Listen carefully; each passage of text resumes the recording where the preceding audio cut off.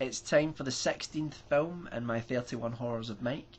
And today what I wanted to do is I wanted to talk about a film which in many ways is a companion piece to a film I reviewed last year on the 31 Horrors of Mike. So last year I talked about a film called Le Manoir du Diable, which was made in 1896. It's widely regarded by many people as the first horror film, and it was only a few minutes long. And I thought it was an important film to put into my 31 Horrors because it's kind of started the genre, and there were a lot of ideas in it which are still played out today.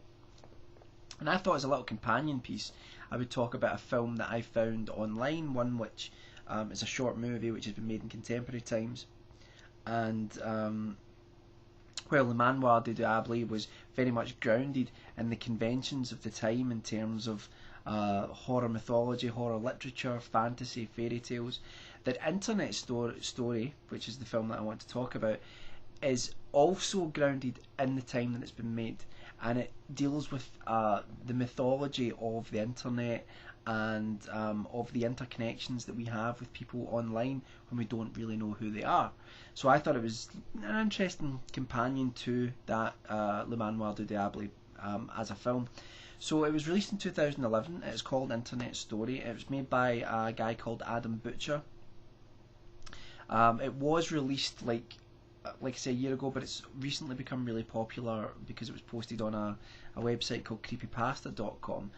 And it tells a story about an internet user called Al1 who posts on a website that he's starting a treasure hunt for £9,000. He's put £9,000 somewhere in Britain, and he's left puzzles and clues to where that £9,000 is, and that people online can go to this website, look at the clues and try to figure out where it is, and the first person who gets there gets the money. So the story follows a YouTuber called Fortress, who is in many ways a sort of annoying teen who is following these puzzles, trying to find out if this money's real and where it is. And it also nicely pulls in a little bit of mythology in terms of an older tale as well, and mixes it with the modern, which is really great. The narration's really good. I think that it does have an air of authenticity to it to a degree, but it's not one of these things where people should be going, oh, this is real.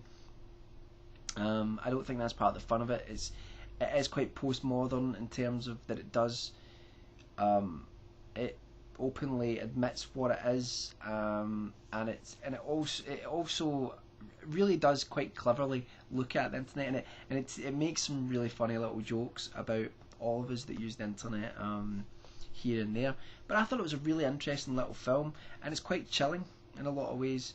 A nice little story, and I thought, like I say, it's nice to look at where horror has come from, that horror films often are grounded in the times that they're made, in terms of the mythology, the conventions of the time, the horror archetypes that are out there at that time.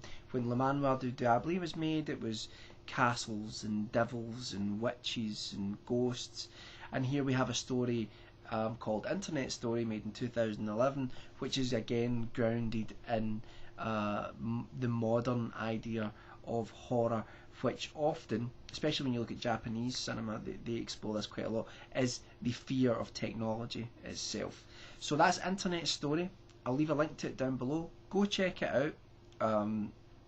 Let Adam Butcher know that I sent you, and I honestly think that it's a great little film, really enjoyable, and I hope you like it too.